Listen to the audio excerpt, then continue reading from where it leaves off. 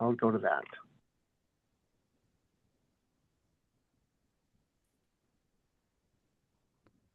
So, hello everyone, and thank you for joining us for today's episode of Women Who Lead, the monthly series, which is a celebration of powerful women who are shaping the real estate industry and driving innovation and inclusivity in every corner of their work.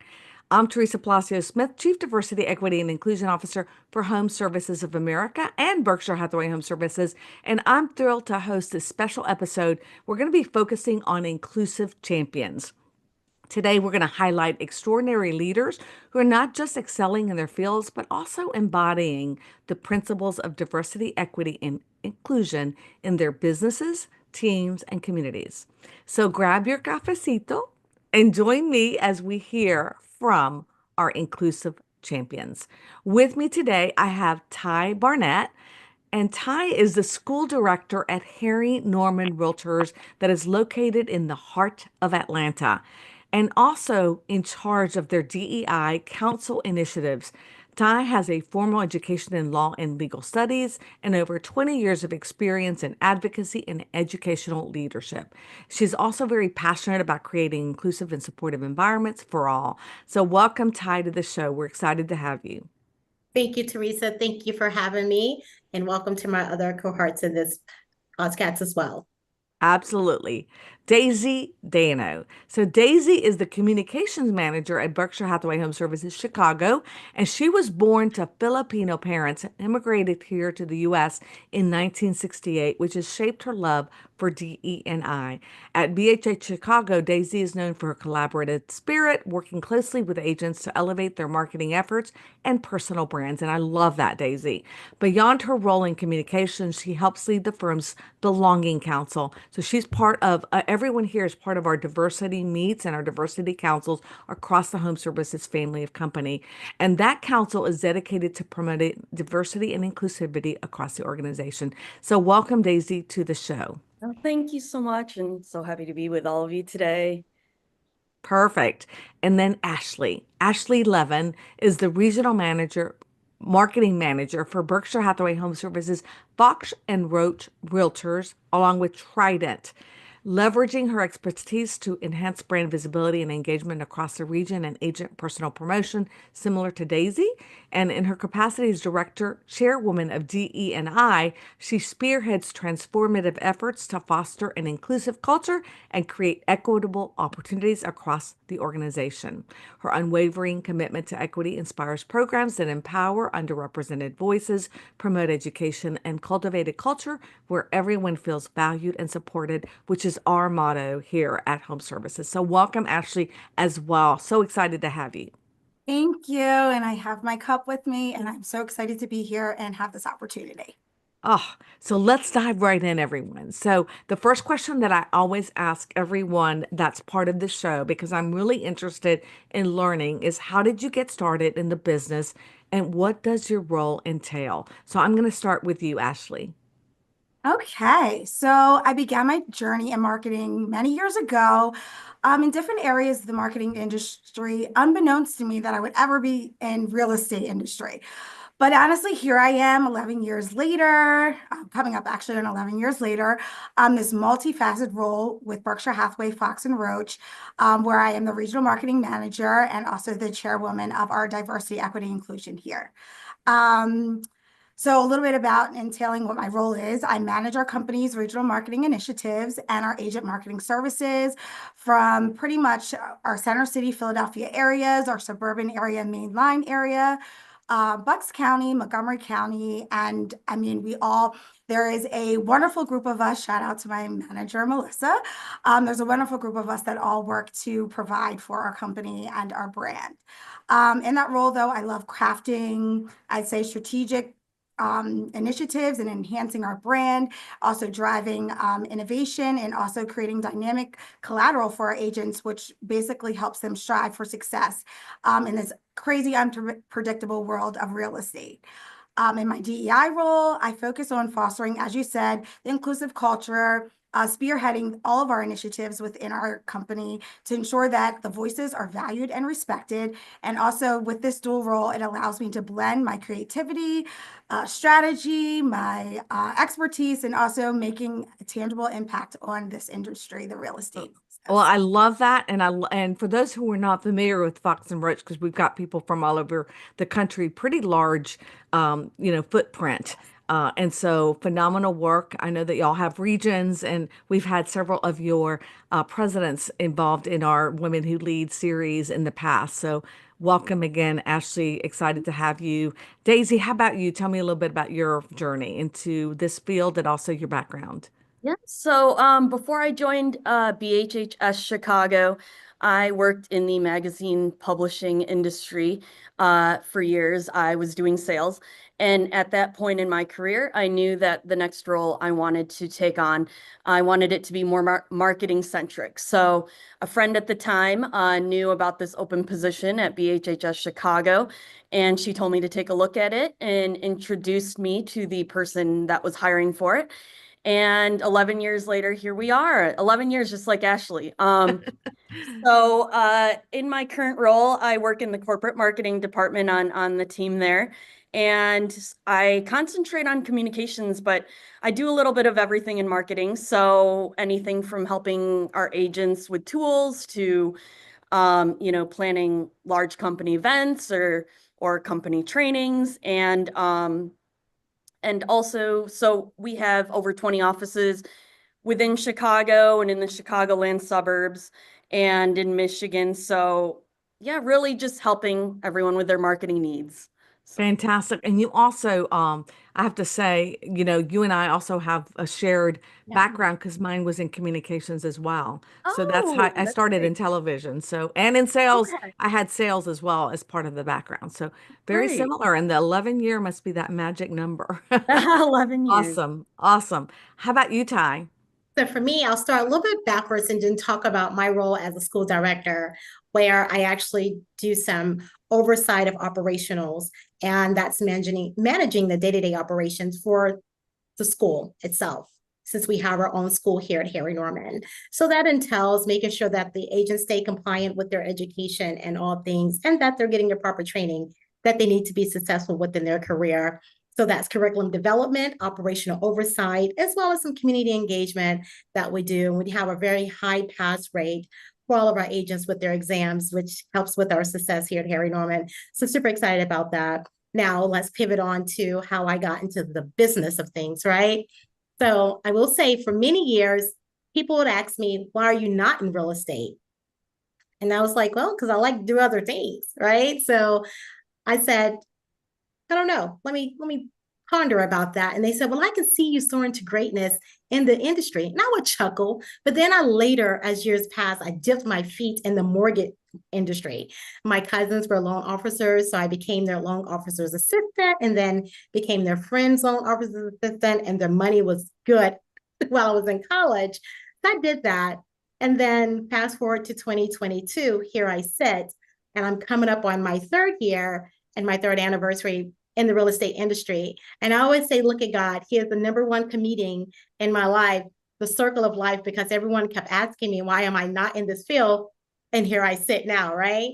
But if I can honestly, quickly keep it real, I was previously in an environment that I loved. I mean, you could not tell me that I would ever leave that place. I loved it, love it, love it. And I gave it my all unapologetically. But unfortunately, that sentiment was not reciprocated within my 7+ years of being there. And it was toxic and draining. Yet I stayed with the buffoonery after buffoonery. Why?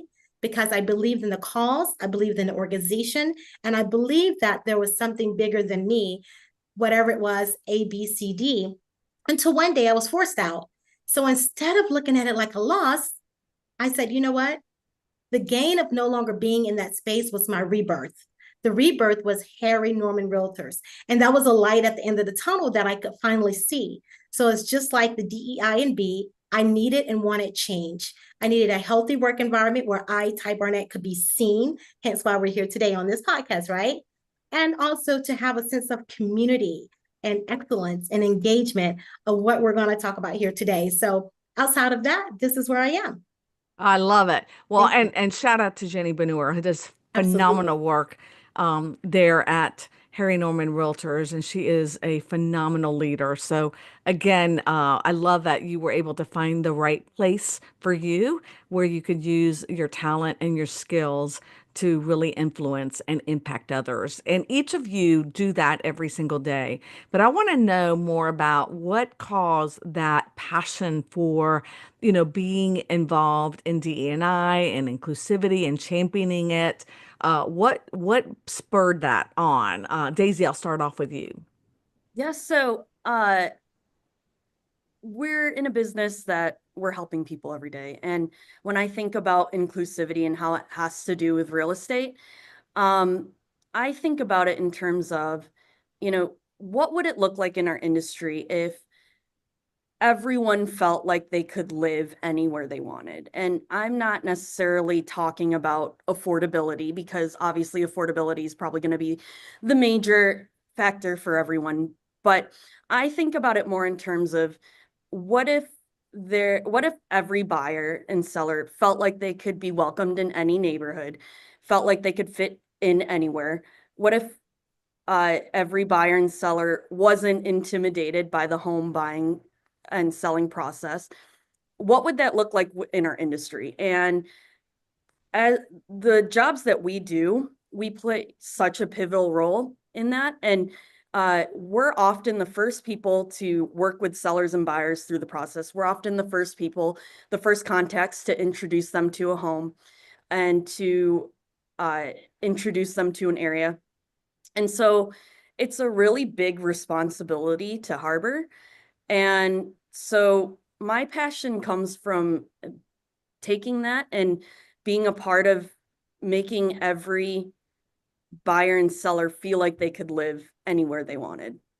Oh, Daisy, what a beautiful testament to what you do and also to help others in the fair housing, fight, because, a lot of people don't realize that there are still issues in that space and that people don't always feel welcomed in every community. So apart from from the affordability factor, which is another fight that we are also doing, I think at Home Services, that's something that's really critical and important in all the communities across the country, so that we're actually battling and going into work in that space, because I think it's really important as well. But thank you so much for sharing that. How about you, Ashley?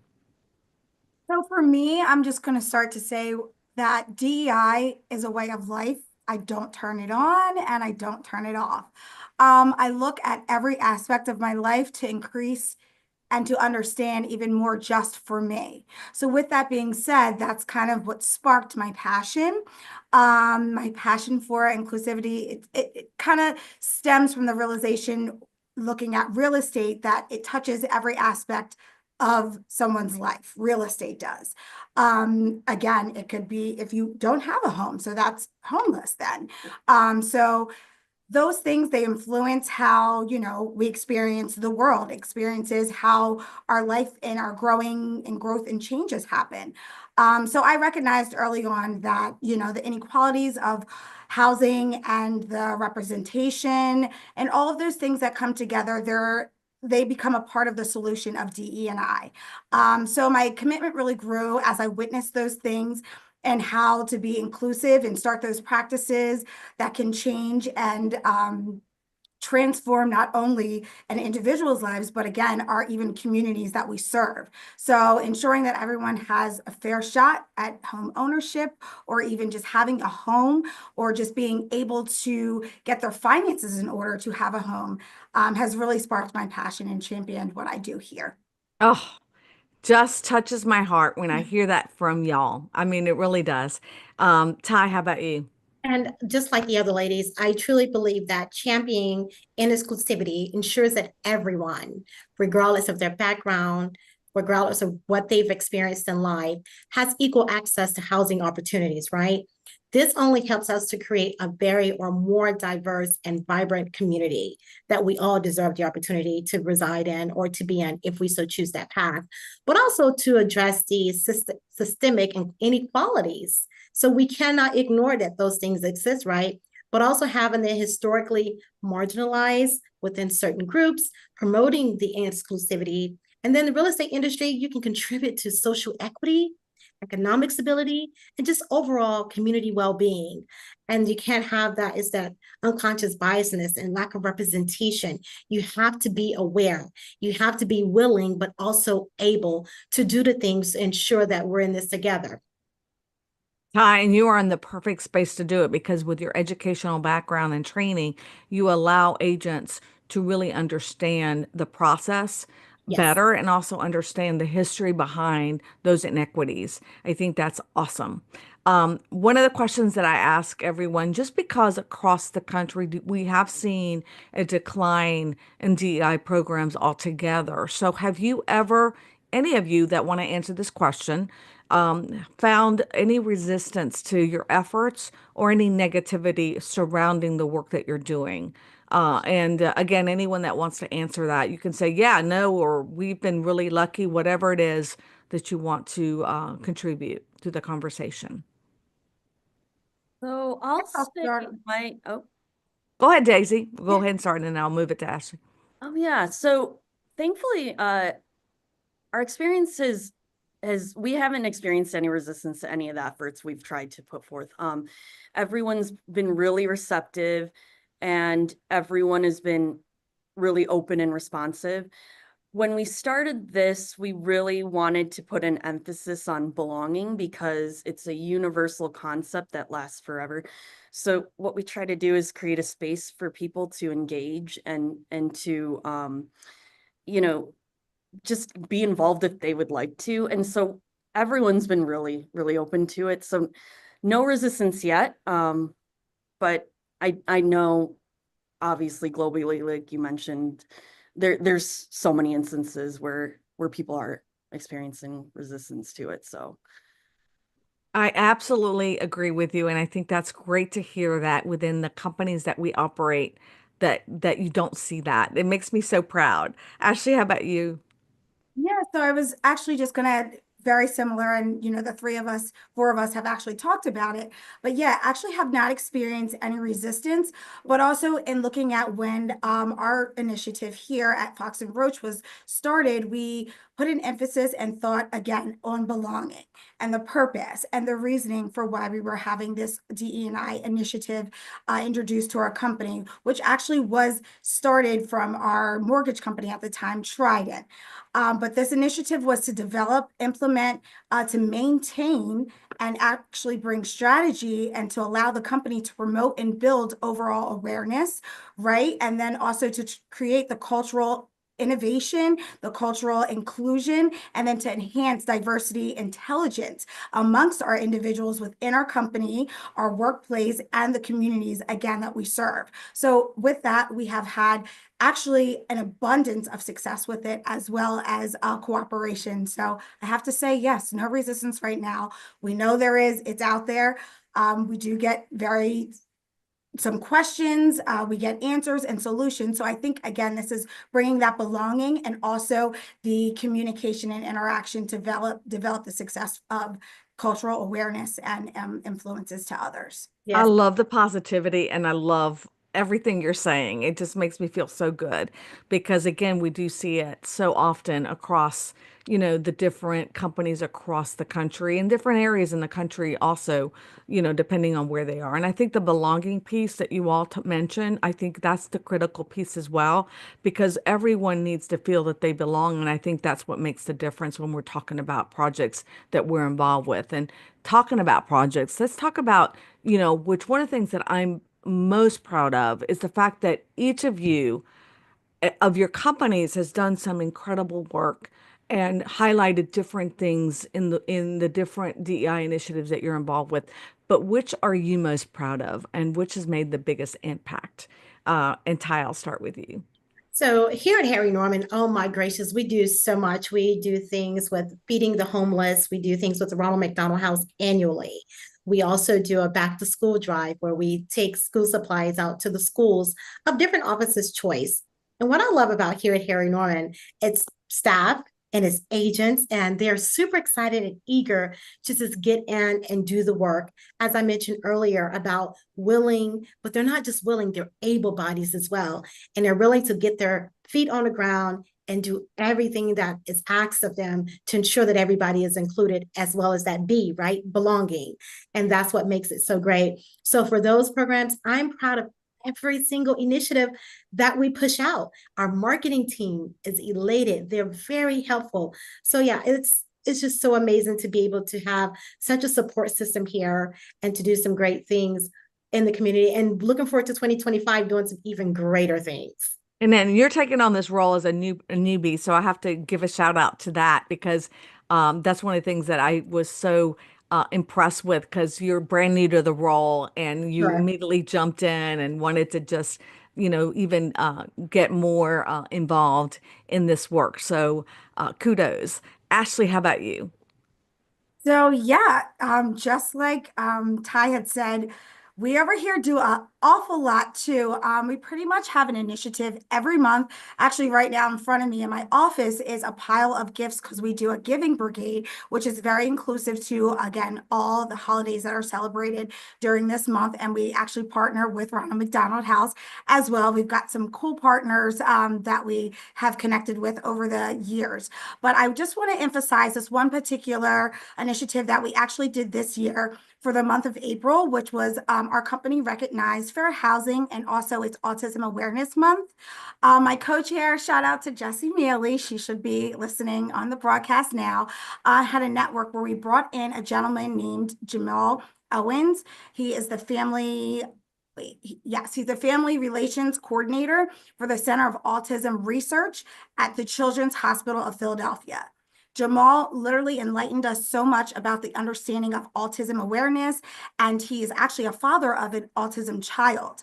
What he had initiated was a actual autism fathers conference, which was basically a safe space for all fathers of children with autism. And he welcomed them to this conference to recognize, acknowledge, and empower one another, but also in putting in that was for the fair housing and what they do and the fair just opportunities for fathers of children with autism. So with that being said, he had over 100 attendees and we really wanted to be engaged and also take part in that. So not only did we have him as a speaker for our forum, we actually took part in his conference and used our mortgage company now, which is Prosperity Mortgage. We had them set up a booth there and we had a new opportunity, which was allowing free money. I say that again, free money to people that wanted to, yes, get into purchasing a home and, some first homeowner brochures, all that type of stuff. And I will say it was such a success that we actually got, I think it was like 3 opportunities there that actually turned over to first-time homeowner buyers. Oh, That was literally, I think, my top tier of this year. But I mean, I could go on and on about initiatives that we've done. what a Really dear to my beautiful, heart. But beautiful that way was, to emphasize, yeah.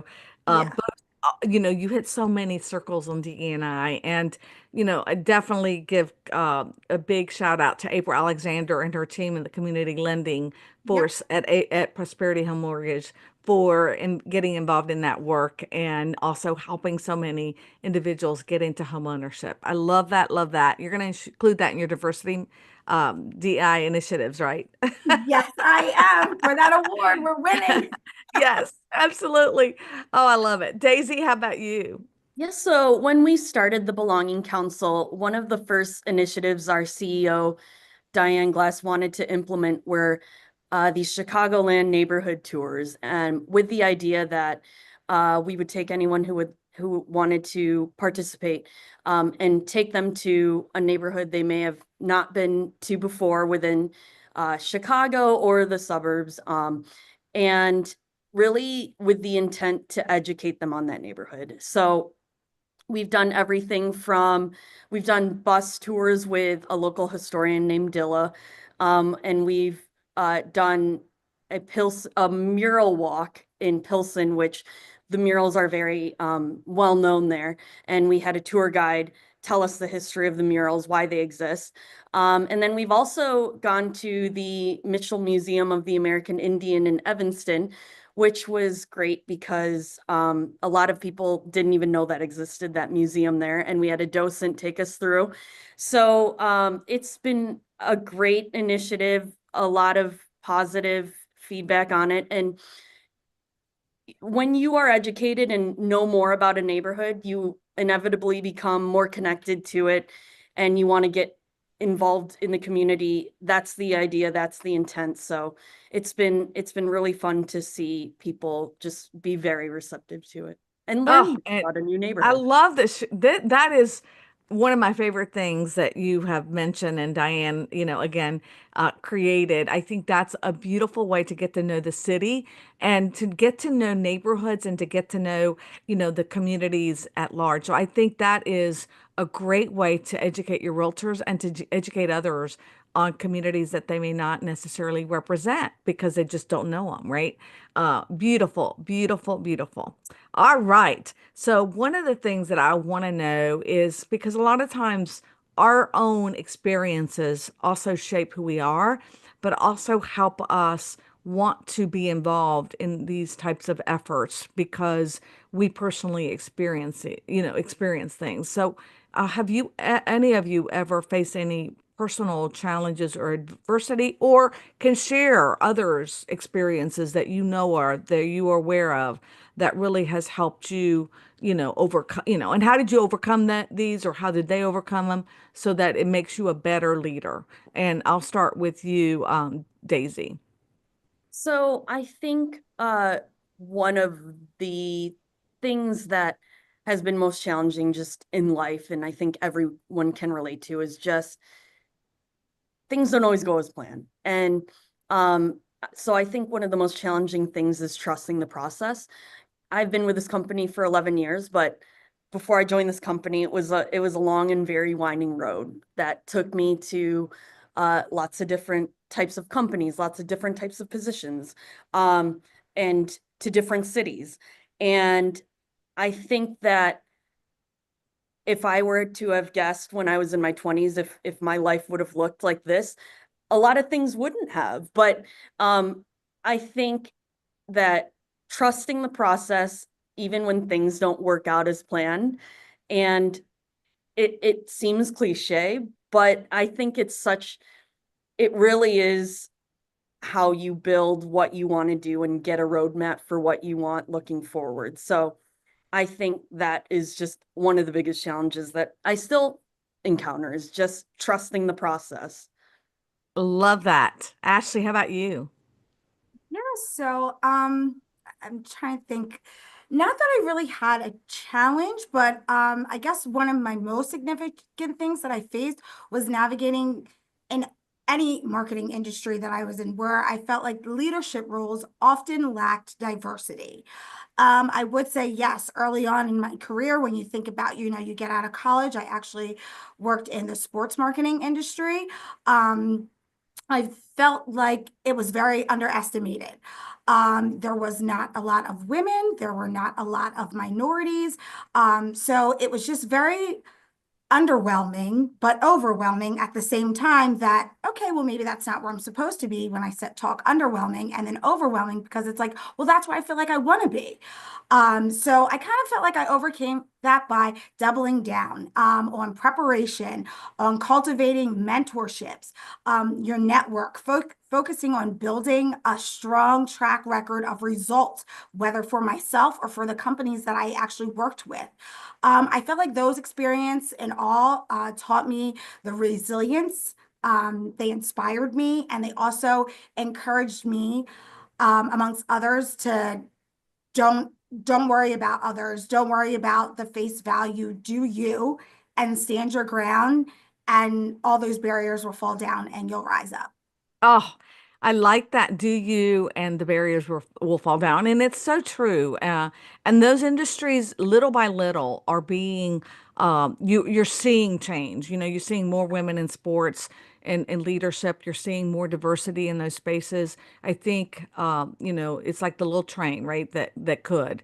Yeah. And so I love that. I think that's so true. And I still think that it exists.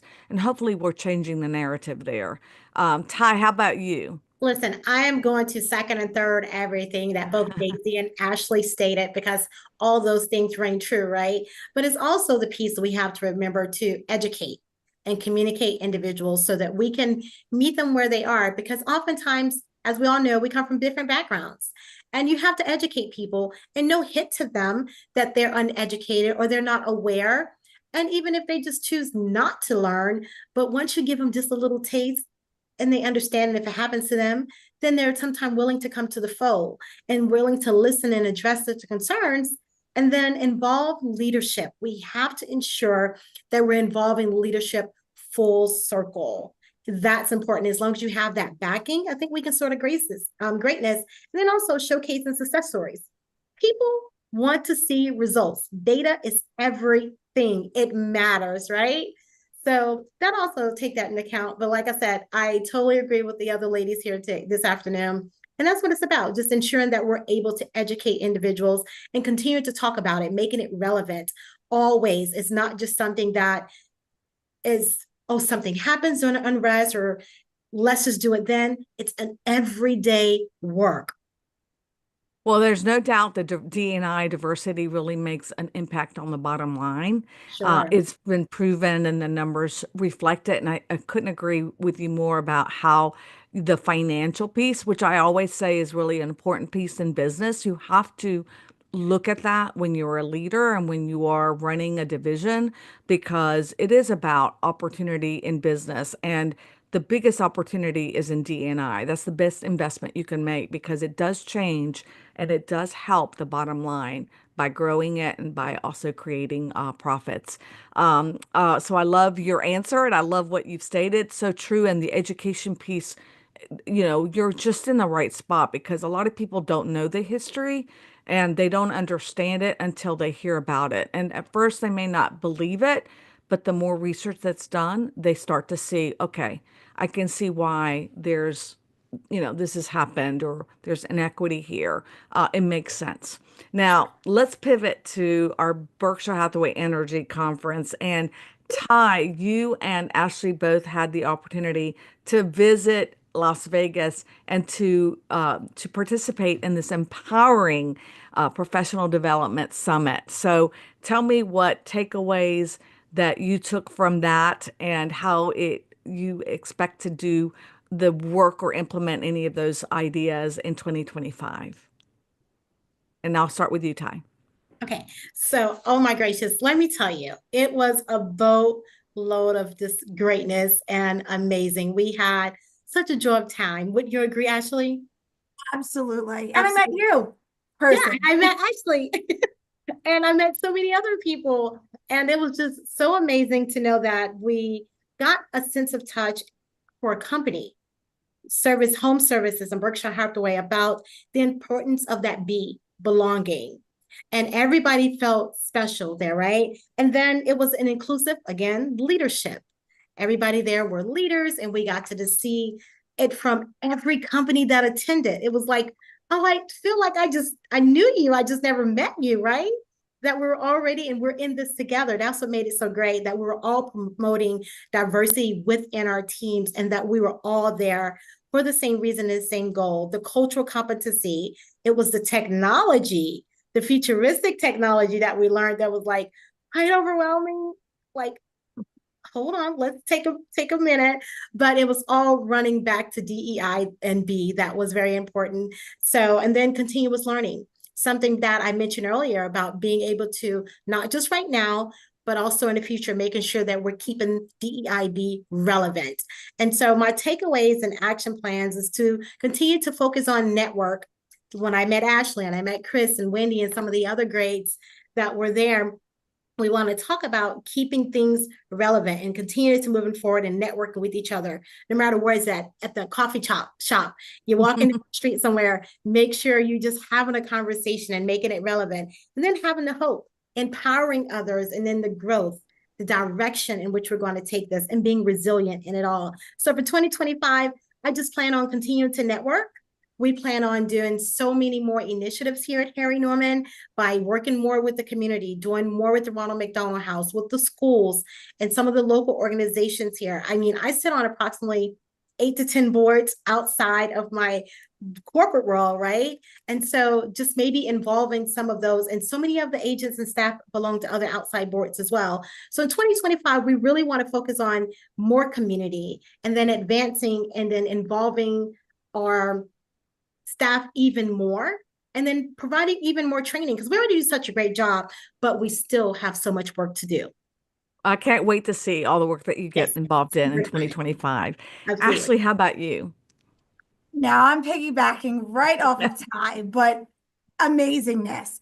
When I first heard about this summit that was happening, I mean, first of all, it said the art of inclusion was what it was called. Sure. I am a huge fan of art. Side note, I just went to Art Basel in Florida this past and got some more culture involved and inclusion and diversity. But I just want to literally say the summit touched me and empowered me and inspired me more than I ever could have imagined. Shout out to Lemuel Levels. His phenomenal energy, I think his resource, his envision for DE&I in this space of Berkshire Hathaway Energy and broadcasting, and us. Thank you, Teresa, for allowing us to attend from the home services side, and just the camaraderie, again, as Ty said, with the executives, the leaders there. Everyone was just so inclusive and all for this. Even the in-between sessions where they had dancers of all cultures and natures. There were so many takeaways from that meeting. Also from Heinz Ketchup, we got to, or Heinz actually, the whole part of Heinz, we got to meet their director of DE&I, who she spoke phenomenally just about the ultra, the art of connections and the innovation and, you know, the blueprint that comes along with it. Every session was so dynamic. There was so much stuff I want to take away and, again, initiate in 2025. We have 365 days in a year, but we do not work that. But however, I am so dedicated to our 2025 vision of just where we see Berkshire Hathaway, Fox and Roach, and also just the home services going with just that summit and everything that we took away from it. Again, community, I think, again, executive, bringing them in more, just getting our blueprint down. Our outreach has been phenomenal, but we will continue to grow that.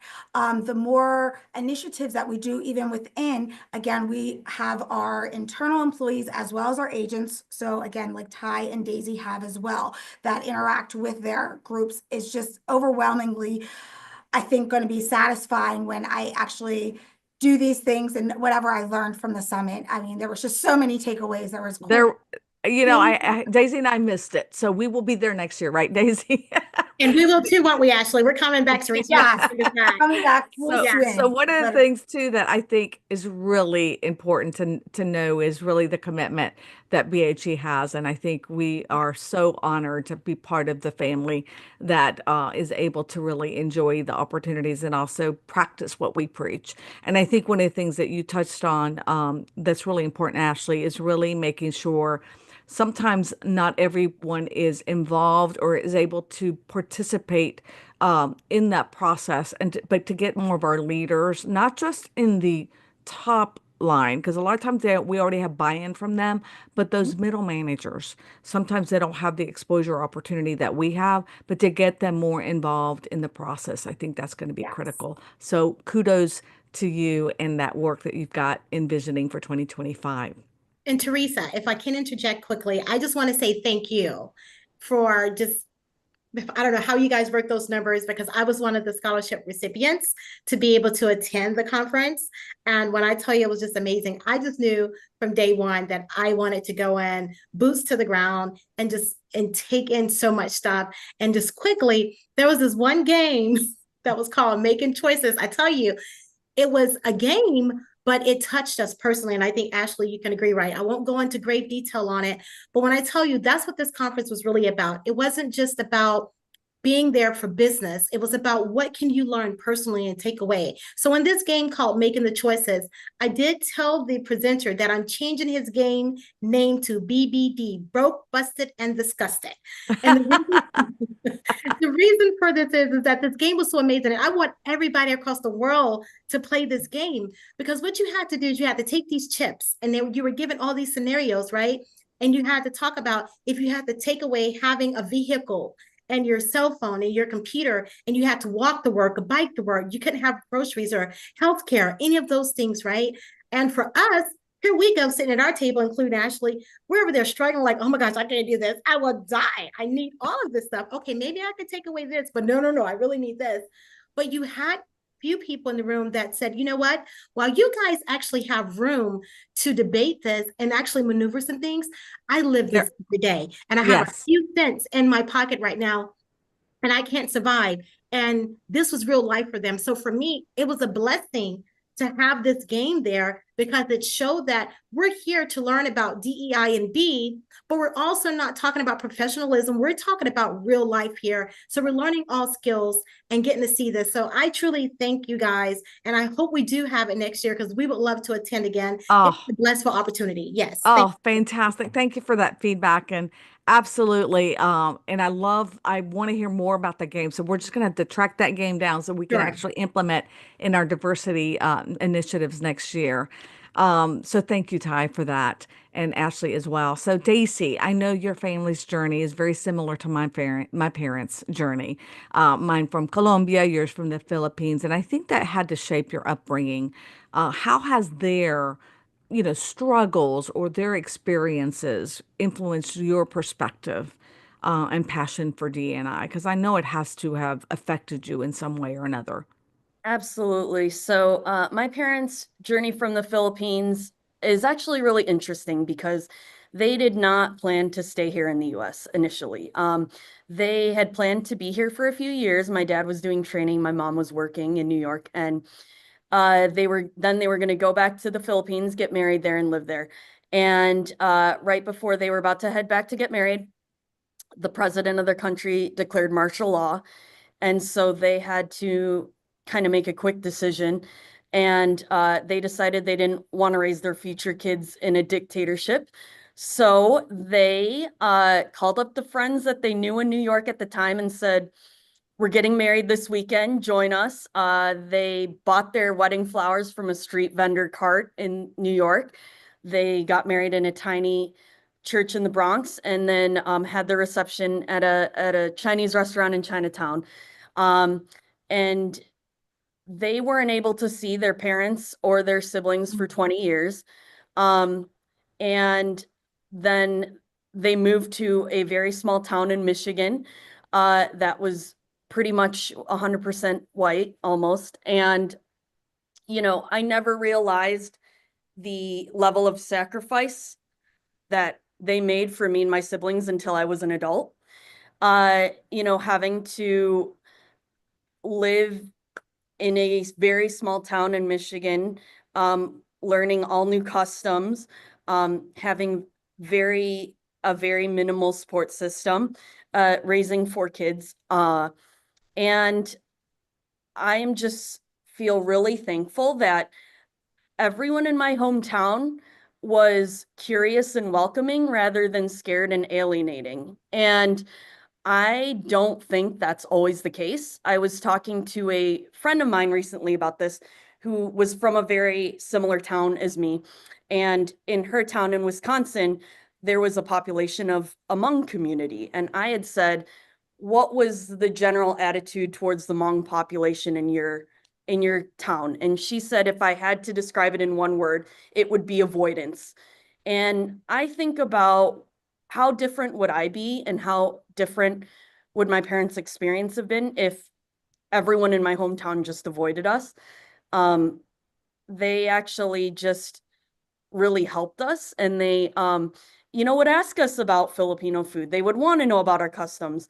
And there were so many family friends that helped my parents and to inform them of like the activities that me and my siblings should be taking part in that aren't normal to my parents, but to make sure that we felt like we belonged, you know, amongst our classmates. And so when I think about inclusivity in my upbringing, I think about, yes, DEI can be big sweeping legislation, it can be big changes, but it can be in everyday interactions. Like, are you standing in a circle and talking to people and there's someone standing nearby? Are you squaring up your shoulders and keeping them out? Or are you quite literally opening up the circle, letting them in, introducing people to each other, asking them questions about themselves? Because, you know, belonging is being curious about someone and wanting to know about their life, and you'll find commonalities. And I truly believe that making someone feel welcome can change their life. It changed my family's life, it changed my life. And had it not been the case, I'd be a completely different person, and my perspective on inclusivity would be totally different. So, Oh, Daisy, you're Love making me that. cry. Right? Yes, You're touching love my that. heart. That's such a beautiful way to have experienced, your most formative years, because that's what impacts you in the future and makes you who you are. And I love that that community was able to realize the importance of it and actually, gravitate to love, not to hate. My God, I love it, love it, love it. Gosh, I can't even, just thinking about your parents and being newcomers to a new place, right? And having to learn all those. It brings back memories to my family as well. Okay, diversity meets. We all meet every single month, and I'm really interested to hear how has that impacted the work that you do within your own companies? Has it helped? I mean, I'm always interested in hearing how I can better my programming in that space. So anyone who wants to chime in, please feel free to do so. Listen, I'll go. Oh, go ahead, Ashley. Go ahead. Okay. Yeah. Diversity Meets has been a game changer for me. Honestly, I was so elated when I finally got the invite to get on those meetings. Um, Literally, they have served as, I think, a thinking tank where the innovation, the ideas, the best practices are exchanged every single month. It's inspiring to connect with like-minded professionals and then to learn the new approaches that are embedding and that we can embed into our DEI in every facet actually of business, though, and our personal lives. I feel like the sessions every month, they've reinforced the importance of just the collective action that we need to take. Also, it reflects on the collective actions that we have taken. It's provided me with a lot of actionable insights, and also in anything that I do for our organization here. It also, as I mentioned before, it creates a valuable mentoring platform and program for me. As I said, in going to the summit, again, I met Ty, Chris, everyone, Wendy. I mean, so many people. Stuart, he was just Jamar, yes, just yeah, Amazing. the Story of the list week. goes on. yes, yes. Literally. So again, it's created this new foundation of mentors, a mentorship program, a community that, again, I can use as a resource and continue to boost the strategies that I come up with as we embark upon this in our individual, again, sectors and brokerages. So Teresa, thank you. Again, it is Oh, a game changer. I'm really not sure what you can improve on, but just keep going because it oh, is that an makes my heart inspiration to me, and so are you. So warm. thank you. I have to give kudos and really credit to Jamar Hardy, who is with the Dinah Realty, and he has headed up their D&I council and now president of the Minnesota Association of Realtors, because he was the first that recommended I do that on a regular basis, because we did the belonging conference, which was the first event that we held during COVID. And he said, "Oh my God, I'd love to continue doing this monthly." And I said, "You know what? That's a great idea, Jamar. Let's do that on a monthly basis." So again, shout out to Jamar for that. Ty, you were going to say something as well. Listen, first, let me get a quick shout out to Envy Energy before I move forward. That was at the summit as well. They were phenomenal. Had a total blast with them. But to pivot on, listen, I was so excited when Jenny, our CEO, was like, Ty, do you mind sitting in on these calls? And because I'm such a sponge for all things inclusive with everything, I'm such a happy, happy joy person. I was happy, happy to know that I get to be a part of something that's good and motivational, right? Because that's what it's all about. So what I love about it is that Teresa, you always you use these videos and you show the motivational. I'm a sucker for motivation, a Me sucker too. for happiness and greatness. And like people say, I mean, I will quickly say personally, I have been told on a job before or said to and had to go to conflict resolution because someone said I was too happy. Like they said that there is no way that somebody can be this happy all the time. And I had to go to conflict resolution for them because I was so happy, right? And I was like, that's crazy. But moving forward, I'm telling you, there's nothing that you need to improve. I just say keep it coming, keep soaring. Oh, you're so sweet. Gosh, you're making me feel good. Amazing. This was And not, that's not the intent, but I'm so glad that y'all it are should be. feeling It should be. that it helps I think it helps learning from others, right? And Daisy, you were going to say something. Yeah, I mean, echoing everything that Ashley and Ty said for sure, but I found that like the stories of so many of the speakers that you've had on with Yes. diversity meets have been so meaningful. As an example, you had Robert Sennett from Touchdown Pros on to talk about her experiences as a trans real estate agent, and her story was so powerful that we had her come and speak to BHHS Chicago as well. So I've just loved so many of the speakers you've had on, and just really, really meaningful.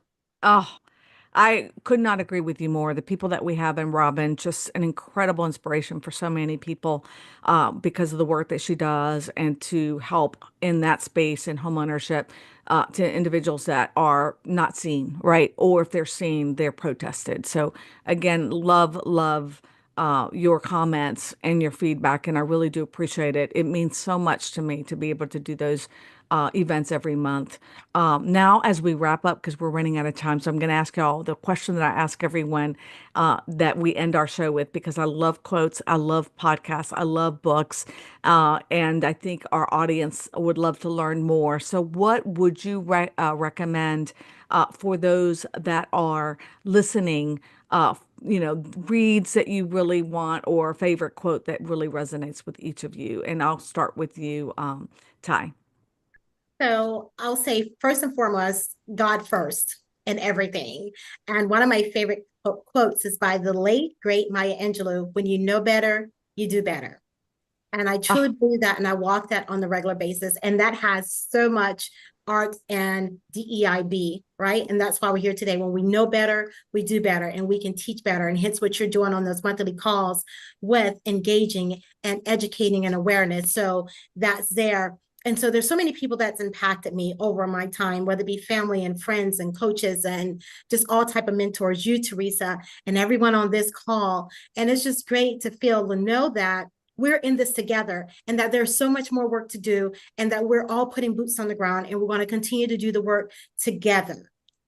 beautifully said. I love that. Daisy? So, for a book right now, I'm reading this book called The Indian Card. It's by Carrie Lowry Shoot Peltz, and it's all about how difficult it is for people that belong to a certain Native American tribe, how difficult it is to actually enroll in those tribes because of the process the government put into place many, many years ago. So it's really interesting. She interviews people, and it just, I definitely recommend it. I'm not done with it yet, but it's a good read. And for quote, I'm the quote that's burned into my memory since the time I was a kid was something my mom has always said to me and my siblings. It's from a poem called The Sin of Omission. And she said it was the first poem that she ever heard that really stayed with her and resonated with her. And I'm just going to say the first part of the poem, but it's not the things you do, dear, it's the things you leave undone that leaves a little bit of heartache at the setting of the sun.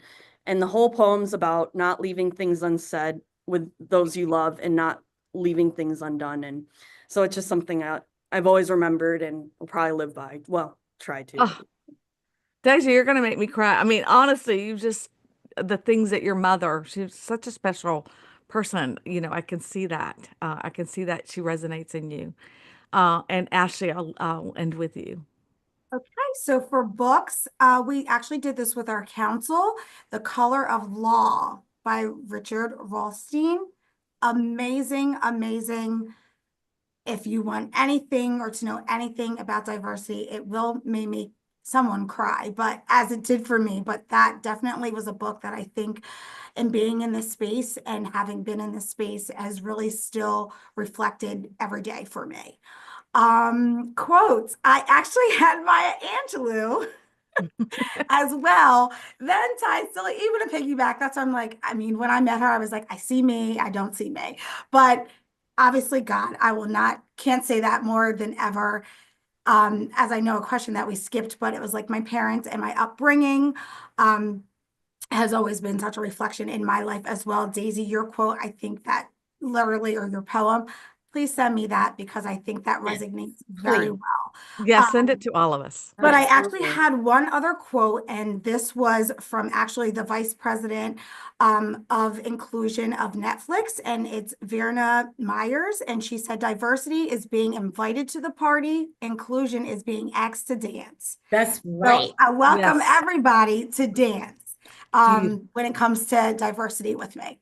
I love it. I love all the quotes. Thank you so much. They do resonate with me. And by the way, Daisy, I have to say, brought in the author of The Color of Law to speak to their Ah, group in the past, right? You've had We did have we fortunately were able to have Richard Rothstein. Yes. exactly speak. Yeah, So it was there's a really great. connection there. If you wow. want to bring him in to kind of talk about what he found in his book and how he came to his, to all the data that was so hidden from so many of us. So, Wow. which has made such an impact in understanding, the past and how we can affect the future. So, thank you all for sharing your incredible experience. I love, love all your quotes, the book recommendations. I also want to share this quote, which I think is really so true. When we embrace diversity, we discover the true strength of our collective potential. And I think that our collective potential is going to make a huge difference, when all of us realize how critical it is to be diverse and to be inclusive and to feel like we belong. And I want to thank each of you for the work that each of you are doing to make everyone feel included within your companies and for the work that you are doing in advancing our initiatives. I really appreciate it. And as we close out, I want to take a moment to thank each of you, our incredible audience, for your continued support and engagement. Your passion for leadership, learning, and fostering inclusivity inspires us to bring these stories to life each month. Please share our Facebook page and also our YouTube pages because that's really how we grow. And listen to the podcast. So, in 2 weeks, this show will become a podcast and you'll be able to listen to it in all the different platforms that are across the networks. And join us in 2025 for another year of this phenomenal series, which begins on January 8th. We'll have some great leaders that will also be speaking at that time. From all of us at Women Who Lead, we wish you a joyous holiday season filled with warmth, love, and cherished moments with your loved ones, which I think tie so true with what you said, and Daisy, with what you said with your poem, right? Let's continue to champion equity and inclusion as we step into the new year, ready to make an even greater impact. So I really appreciate it. Bye bye, everyone. And I'll see y'all in 2025.